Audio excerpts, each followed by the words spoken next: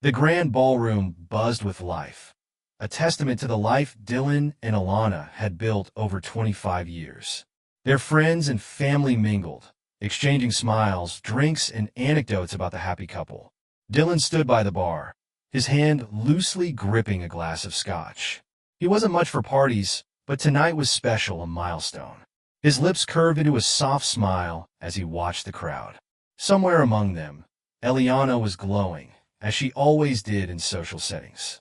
Another round, Dylan asked the bartender, motioning toward his glass. Dylan shook his head. Not yet, thanks. He scanned the room, his eyes searching for Alana. He spotted her easily. Her silver gown caught the light with every movement. She was standing with Steve, his best friend and confidant since college. Dylan's smile faltered as he observed them. Their heads were close, their conversation animated. Alana laughed, her hand lightly brushing Steve's arm. It was nothing overtly alarming, but something about their body language nagged at him, a fleeting sense of unease that he quickly dismissed. Still, curiosity got the better of him. He decided to get a little closer, moving through the crowd with practiced ease, exchanging polite nods with guests. Approaching from behind a tall floral arrangement, he stopped short when he caught Alana's voice, low and intimate. "Can you believe he still thinks there are kids?" she murmured, her tone playful and conspiratorial. Dylan's brow furrowed as he leaned closer, careful not to draw attention to himself. Steve chuckled, his voice equally hushed. "He's practically raised your family for you, and with all the money he's poured into their private schools and vacations, we couldn't have done it better ourselves." The words hit Dylan like a punch to the gut. He felt his chest tighten, his breath catching as if the air had been sucked out of the room. Eliana tilted her head, smiling coyly. "I know, right? And he's so oblivious, it's almost cute." Before Dylan could fully process the betrayal, his oldest daughter, Ivy, joined them, holding a flute of champagne. She glanced over her shoulder, ensuring no one else was within earshot. "Yeah, Uncle Steve is way more fun than our loser dad anyway," she said with a smirk. Dylan's knees almost buckled. Ivy, the daughter he had doctored on the soccer field and walked to school every day, thought this of him. His mind raced, the words echoing in his head like a cruel taunt. The weight of the moment nearly overwhelmed him, but Dylan's instincts kicked in. He stepped back, retreating into the crowd. His movements were mechanical, his expression carefully neutral as he navigated the room. He needed to leave, not just the ballroom, but this life, this illusion of a family to which he had dedicated himself for decades. Reaching the center of the room, he glanced at the stage and spotted the microphone. A part of him hesitated. Was he really about to do this? Another part of him, the part that had just had his world shattered, felt no hesitation at all. He walked up to the microphone, tapping it gently to grab the room's attention. A hush fell over the guests as all eyes turned to him. "Ladies and gentlemen," Dylan began, his voice steady despite the storm raging within him. "Thank you all for coming tonight to celebrate our 25 years of marriage. Unfortunately, the evening is being cut short due to unforeseen circumstances. The party is over. Please make your way home." A ripple of confusion spread through the crowd. Murmurs broke out as people exchanged bewildered looks. Alana, still standing with Steve and Ivy, froze mid-laugh. Her eyes widened as she registered Dylan's tone. "Dylan," she called out, stepping forward. "What's going on?" He didn't answer, setting the microphone down and walking past her. His face unreadable. She reached for his arm, but he shrugged her off. The gesture was firm but controlled. "Dylan, wait," Alana began, but he was already out the door. Dylan drove home in silence, his knuckles white on the steering wheel. The memories of the evening replayed in his mind, each word cutting deeper than the last. By the time he reached the house, he had made his decision. He spent the night in the study, poring over financial documents, account statements, and the prenuptial agreement he and Iana had signed all those years ago. He worked methodically, fueled by a cold, determined anger. By dawn, everything was in place. The next morning, Ilana found him in the kitchen, sipping coffee as though nothing had happened. She hesitated in the doorway, her face pale. "Dylan," she began cautiously, "can we talk about last night? What happened? Why did you—" Her voice trailed off as he set his mug down with deliberate slowness and looked at her. For a moment, he said nothing, letting the silence stretch until she fidgeted uncomfortably. "What happened?" he said finally, his voice calm but firm. "I sees that I heard everything, Eliana. Every single word." Her face blanched. I don't know what you mean," she stammered. "Don't lie to me," he snapped, his voice rising for the first time. "I heard you. I heard Steve. I heard Evie. After 25 years of marriage, you decided to humiliate me behind my back. You let me believe those kids were mine while you played house with my best friend." Alana's mouth opened and closed, but no words came out. "And don't you dare try to deny it," he continued, his tone hard. "You've had your fun, Eliana. Now it's my turn." "What are you talking about?" she whispered, tears welling in her eyes. "You'll find out soon enough," he stood, grabbing his coat. "I'll be in touch through my lawyer." "Dylan, wait!" she cried, reaching for him. "Please don't do this. Let's talk. We can fix this." He paused at the door, looking back at her with a mixture of pity and disdain. "You don't fix 25 years of lies, Eliana. You destroy them." And with that, he was gone. By midday, Dylan was sitting in his lawyer's office, a folder of documents spread out on the desk. "So, you're absolutely sure about this?" the lawyer asked, adjusting his glasses. "Absolutely," Dylan replied. "I want the divorce papers filed immediately. I also want to amend my will. None of the children will receive a single cent." The lawyer raised an eyebrow. "That's a big step, Dylan. Are you sure you don't want to?" "I'm sure," Dylan interrupted. "They're not mine. They never were." The lawyer nodded, scribbling notes. "Understood. And as for your assets, liquidate everything," Dylan said. "The house, the cars, the investments, sell it all. I want the funds transferred to a private account under my new identity." The lawyer leaned back in his chair, clearly impressed by Dylan's resolve. "You've been planning this for a while." "No," Dylan said, his voice flat. "Just overnight." That evening, Dylan packed a single suitcase. He moved through the house silently, ignoring the family photos on the walls and the echoes of laughter that now felt like a cruel joke. As he stepped out the front door, he glanced back one last time. Alana was standing in the doorway, her face streaked with tears. "Please, Dylan," she begged. "Don't leave like this. We need you. The kids need you." He looked at her, his expression unreadable. "You needed me 25 years ago, but now you need Steve." And with that, he walked away, disappearing into the night without a trace. Alana sat in the living room, her hands trembling as she held a half-empty glass of wine. The late afternoon sun poured through the large windows, casting long shadows across the room. It was eerily quiet, a sharp contrast to the celebration that had filled their home just days ago. The kids sat scattered around the room, their faces filled with confusion and anger. Ivy, the oldest, was the first to speak. "Mom, seriously, what's going on? Dad canceled the party, and now he's just gone. What did you do?" Alana glanced at her, startled. "What do you mean? What did I do? I don't know why he left." Her voice cracked as she tried to sound confident, but the doubt in her own words betrayed her. Michael, the middle child, crossed his arms and leaned back against the couch. "Dad doesn't just vanish. He's never done anything like this before. Did you have a fight? Did something happen at the party?" Alana hesitated, her mind scrambling for an answer.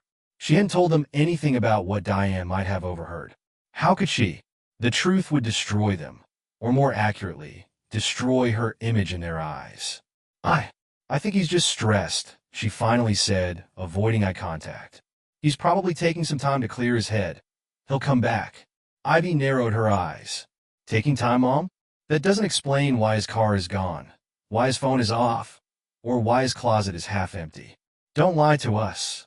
Before Alana could respond, the front door opened, and Steve walked in, carrying a bottle of wine in a grocery bag. He looked around the tense room, raising an eyebrow. "What's with the long faces?" Michael shot him an annoyed look. "Dad's gone. Nobody knows where he is." Steve glanced at Alana. His expression briefly faltered before he forced a smile. "Your dad's probably just taking a break. You know how he gets sometimes. He's always been a bit of a workaholic." He set the bag down on the kitchen counter and walked over to Alana, placing a hand on her shoulder. We figure this out. Alana flinched slightly, but nodded. Yes, of course. You just need some space. Ivy stood abruptly, her face red with frustration. Space? That's your answer? You both sound ridiculous. This isn't just a midlife crisis thing. Something happened, and neither of you is telling us the truth. She stormed out of the room, slamming the door behind her. Steve sat down next to Alana. They'll calm down, just give them some time. Alana stared into her glass, her voice barely above a whisper. What if he never comes back, Steve? What if he knows? Steve's easygoing demeanor cracked for a moment, and he shifted uncomfortably. Even if he does, we'll handle it together, he tried to sound confident, but the weight of his own uncertainty was evident. Days passed, and the initial shock of Dylan's disappearance began to turn into something more alarming. Alana received a call from the family's financial advisor early one morning. Alana, the advisor said in a grim tone, I've been trying to reach Dylan, but his accounts have been closed. All joint accounts with you have been emptied. Every asset tied to him is either liquidated or moved. Alana's heart dropped. What? That's impossible. He couldn't just take everything. I'm sorry, the advisor said, but it looks like he planned this carefully. There's nothing left in his name. Alana hung up the phone, her hands shaking. She sat on the edge of the bed, staring at the floor. How had Dylan managed to dismantle their entire life overnight? And why hadn't she seen it coming? She rushed downstairs, where Steve was sitting at the kitchen table, sipping coffee. He took everything, she blurted out. Steve looked up, frowning. What do you mean? I just spoke to the advisor. The accounts are empty.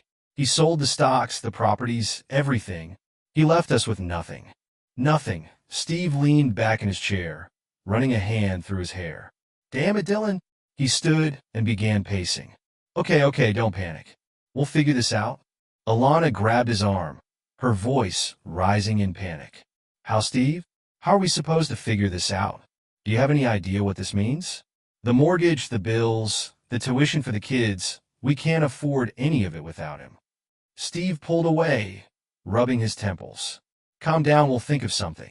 Maybe I can get a loan. A loan? Alana snapped. We're drowning, Steve. Do you have any idea how much we owe every month? Their argument was interrupted by Ivy, who appeared in the doorway, her arms crossed. So, you took the money too? Great. What else are you hiding, Mom? Alana turned to her daughter. Her face crumpled. Boy, please, I'm trying to figure this out, she whispered. Ivy shook her head, her voice filled with disgust. You know something? Think you're not telling us the whole story. I don't know what you and Uncle Steve are up to, but this is all your fault, Ivy accused. Alana gasped. How can you say that? Because it's obvious, Ivy shouted. Dad never would have done this unless you gave him a reason. And Uncle Steve being here all the time, it's weird. Don't act like we're stupid. Alana opened her mouth to respond, but no words came out. Steve stepped forward, his voice firm. That's enough, Ivy. Your mom is under a lot of stress, and your accusations aren't helping. Ivy glared at him.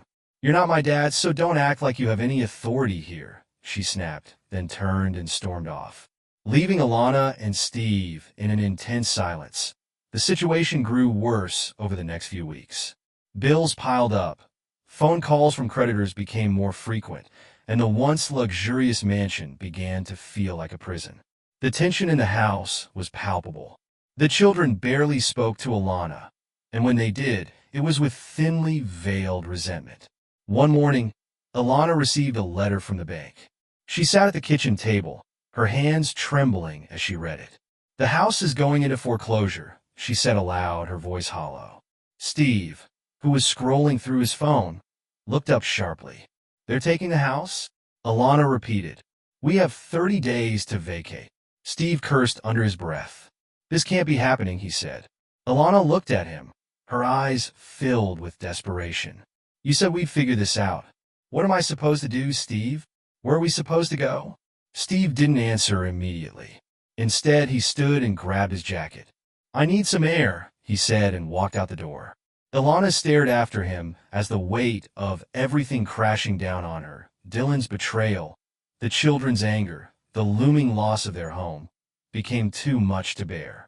She buried her face in her hands, sobbing quietly.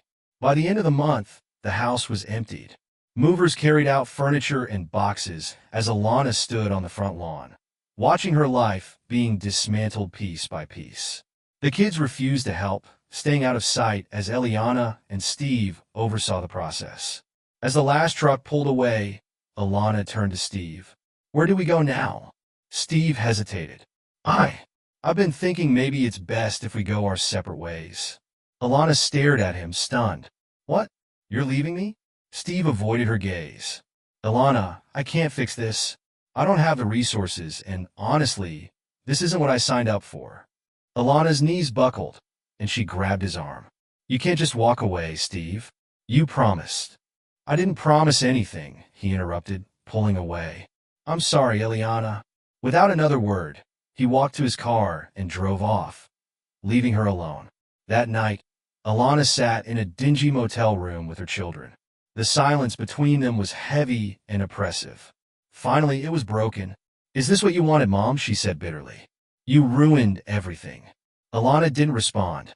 She stared out the window, her mind replaying every decision she'd made, every lie she'd told.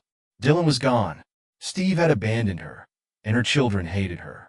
And for the first time, she realized the full weight of what she had lost. The sound of waves crashing against the shore was Dylan's constant companion as he stood on the wooden dock, hauling in the fishing nets he had set out the night before.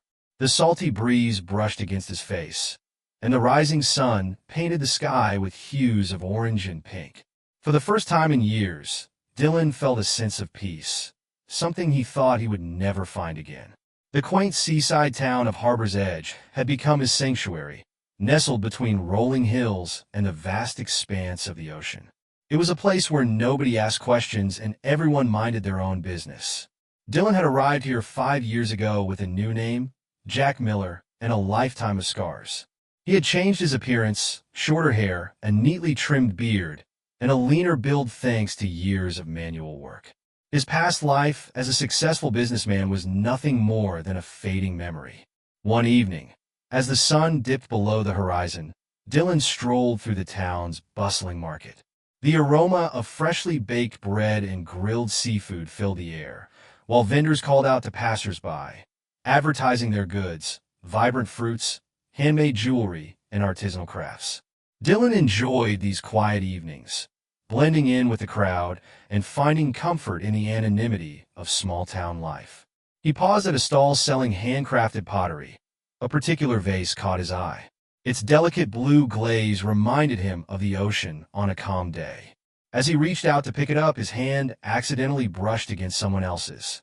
"Oh, I'm sorry," a soft voice said. Dylan turned to see a woman standing beside him. Her auburn hair was tied back in a loose braid, and her eyes, a warm shade of hazel, sparkled with an apologetic smile. "No need to apologize," Dylan replied, his voice steady but kind. "It's a beautiful piece, isn't it?" She nodded, studying the vase. "It is simple yet elegant. I always admire the craftsmanship at these markets." Dylan tilted his head, intrigued. "You sound like you know a thing or two about art." The woman laughed lightly. "Not much, really, but I used to paint when I was younger. It's been a while since I've had the time or inspiration." Dylan felt a pull in her words. There was a hint of sadness, a story untold. "Sometimes, all it takes is the right moment to start again," he said, surprising himself with the wisdom in his tone. The woman extended her hand. "I'm Lainey, by the way." "Jack," Dylan said, shaking her hand. The name still felt foreign to him, but he had grown used to it. They continued to chat, moving from one stall to the next. Lainey shared stories about her life. She had moved to Harbor's Edge 3 years ago after a messy divorce. She ran a small bookstore in town and spent her free time volunteering at the community center. "And you, Lainey?" she asked as they walked along the cobblestone streets. "What brought you to Harbor's Edge?" Dylan hesitated, his mind racing. He had always been careful about revealing too much of his past. "I needed a change," he said simply. "City life wasn't for me anymore." Lainey seemed to sense his reluctance and didn't press further. "Well, whatever brought you here, I'm glad it did. It's nice to meet someone new." Over the weeks that followed, their paths crossed more frequently. Dylan found himself lingering at Lainey's bookstore, drawn in not only by her company, but also by the comforting atmosphere of the shop. Shelves lined with books of every genre surrounded a small seating area where customers could sip coffee and read. One afternoon, as Dylan browsed through a collection of old classics, Lainey approached him with a cup of coffee on the house. "You've been my most loyal customer lately," she said with a smile. Dylan chuckled. "I think I've read more in the past month than I did in the last 10 years. Lainey leaned against the counter, watching him. "You're a bit of a mystery, Jack, quiet, reserved, but there's something about you, like you're carrying a lot more than you let on."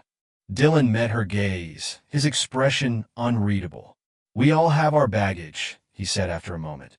"Some of us just pack it better." Lainey didn't push, but her eyes softened. "Well, if you ever want to unpack it, I'm a good listener." Dylan nodded, appreciating her understanding. "Thank you." Their bond deepened as the months passed. Lainey's kindness and warmth chipped away at the walls Dylan had built around himself. She never pried into his past, respecting his need for privacy. In return, he found himself opening up little by little. He told her about his love for the ocean, his passion for fishing, and his appreciation for the simple things in life. One evening, as they walked along the beach, Lainey shared more of her own story. "My ex-husband was difficult," she said, choosing her words carefully. "He was controlling, manipulative. By the time I realized how toxic our relationship was, I had lost so much of myself. It took everything I had to leave."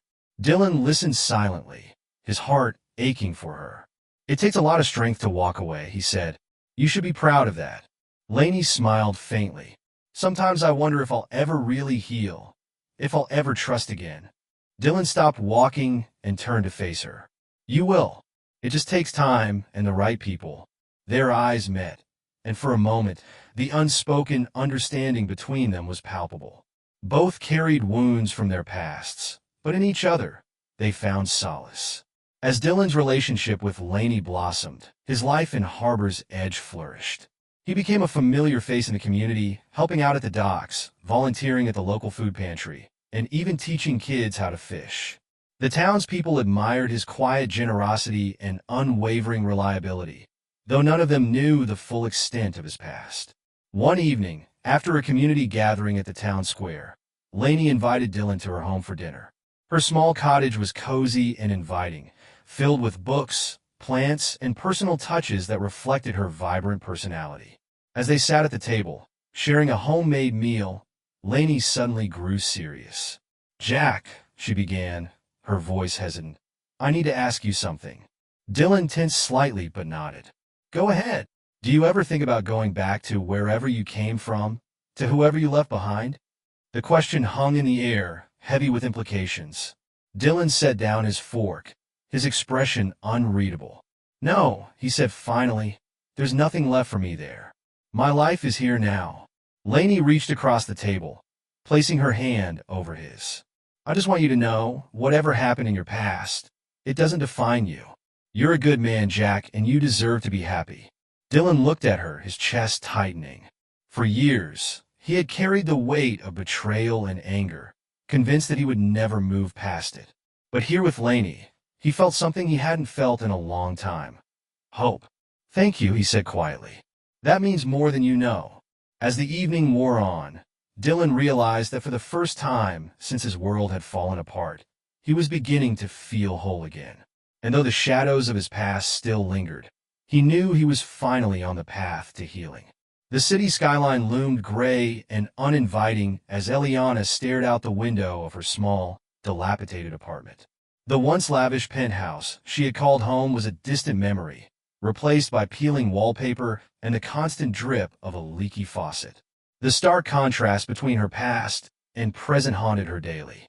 Alana sat at the small kitchen table, her head in her hand, as a stack of unpaid bills sat in front of her. The utilities were overdue, and the landlord's warnings had turned into ultimatums. Her reflection in the cracked mirror above the sink caught her eye. She barely recognized herself. Her once pristine hair was now dull, her face gaunt and lined with stress. Her phone buzzed for a brief moment, hope flickering in her eyes as she reached for it. Perhaps it was Dylan. Perhaps after all these years, he would answer her messages. But the screen only displayed another debt collection notice. She tossed the phone onto the table and let out a bitter laugh. The betrayal had cost Eliana everything. Steve, once her partner in deception and the man she had foolishly thrown her lot in with, had disappeared a year after Dylan vanished. When the money dried up, so did Steve's affection. Eliana, I can't keep doing this, Steve had said during their last argument, his voice laced with impatience as he packed his things. You're a mess. You're dragging me down. You promised me. Eliana had screamed, her voice breaking. Steve didn't even look at her. I made promises when I thought there'd still be something left for us. You can't blame me for wanting a way out. He slammed the door behind him, leaving Eliana standing in the middle of their empty apartment. That was the last time she saw him. The children, no, they weren't children anymore. They resented her with every fiber of their being. Taylor, the oldest, had been the first to leave. I can't even look at you, Mom, Taylor had spat during one of their many arguments. You ruined everything. You destroyed Dad, and you destroyed us. Eliana had reached out, desperate to explain herself. I made mistakes, Taylor, but I did it for us, for us. Taylor's laugh was sharp and cold. No, you did it for yourself. You lied to Dad, cheated on him, and dragged us into this mess. I don't want anything to do with you. And just like that, Taylor walked out the door, leaving Eliana sobbing on the floor. The other two children, Ethan and Chloe, stayed a little longer but grew increasingly distant. Their resentment simmered just below the surface, erupting during heated arguments. Do you even feel bad for what you did to Dad? Chloe had shouted one evening. Do you even care that you lied to him our entire lives? Alana's voice cracked as she tried to defend herself. Of course I care. I made mistakes, but I loved him, loved him. Chloe's voice trembled with anger. You humiliated him. You lied about everything. And now we have nothing because of you. Ethan, usually the quieter one, had chimed in. Do you even know where Dad is? Have you even tried to fix this? Eliana looked at them helplessly. I've tried. He won't answer my messages. I've called, written letters, everything. Maybe he's better off without us. Ethan muttered before walking out of the room, leaving Eliana alone once again. Alana's attempts to find Dylan were relentless, but fruitless. She had spent hours online, scouring every lead, but it was as if he had vanished into thin air. Private investigators turned up nothing. Every email she sent went unanswered, and every voicemail she left was met with silence. One evening, after months of failed attempts, she sat on her bed clutching her phone. Her fingers hovered over the keyboard as she typed yet another message to him. Dylan, please. I know I hurt you. I know I don't deserve forgiveness, but the kids, they need you. I need you. Please, just tell me you're okay. She hit send, but deep down, she knew it would go unanswered, just like the others. The weight of her guilt became unbearable. She started drinking just one glass of wine at first to take the edge off, but soon it escalated. Empty bottles littered the apartment, a testament to her spiraling life. Nights blurred into months, and Eliana found herself losing track of time. One morning, Chloe stormed into the apartment. Her face was a mask of disgust. Are you seriously drunk right now? She demanded, yanking the bottle from Alana's hands. It's 10 in the morning, Mom. Eliana slurred. What is it? Matter? No one cares anyway. Chloe shook her head in disbelief. You're pathetic. You're not even trying to fix this. What do you want me to do? Eliana snapped, tears streaming down her face. I've lost everything. Your father won't even speak to me. Steve's gone. You and your brother hate me. What do you want from me? I wanted a mother who didn't destroy our family, Chloe said coldly, before slamming the door behind her. The children began to distance themselves entirely. Taylor moved out of state, cutting off all communication. Chloe found a job and rarely came home, while Ethan dropped out of college and stayed only out of necessity. The tension in the apartment was suffocating, with the few conversations they had devolving into arguments. One evening, as Eliana sat alone in the dimly lit apartment, the sound of her phone ringing jolted her from her stupor. She scrambled to answer, her heart leaping at the thought that it might be Dylan, but it was only a collection agency, reminding her of yet another unpaid bill. She sank back into the couch, defeated. Her mind wandered to the life she had once had, The luxurious vacations, the elegant parties, the adoration of friends and family. She had traded it all for fleeting moments of passion with Steve, and now she was paying the price. Desperation drove her to attempt one final gesture. She decided to write Dylan a letter, pouring out everything she had kept bottled up for years. Dylan, I don't even know where to begin. I've spent 5 years living with the weight of my actions, and there hasn't been a single day that I haven't regretted what I did to you. I destroyed our family. I betrayed your trust, and I've lost everything because of it. Steve is gone, the kids hate me, and I can't blame them. I deserve their anger, and I deserve yours too. But I need you to know that I am sorry, not just for what I did, but for the pain I caused you.